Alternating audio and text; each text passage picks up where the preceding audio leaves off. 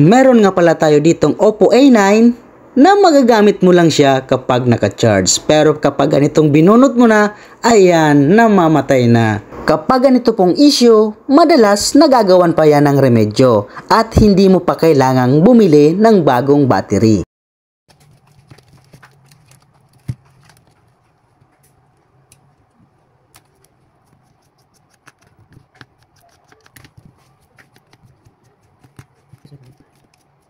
Oh, ipati.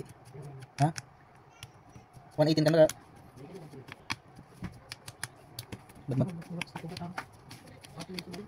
Kan, di batang.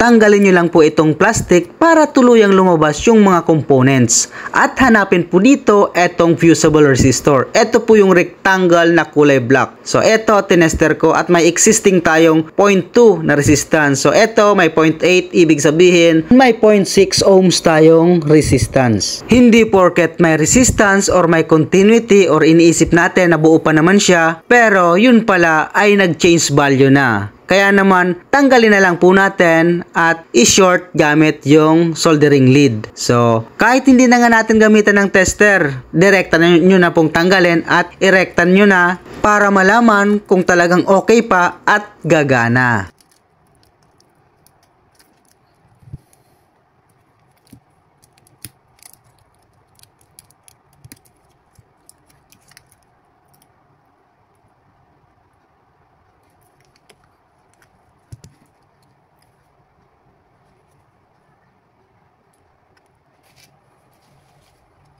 Ayan, okay na po siya, gumana na at hindi na po namamatay nang kahit hindi na po siya naka-charge.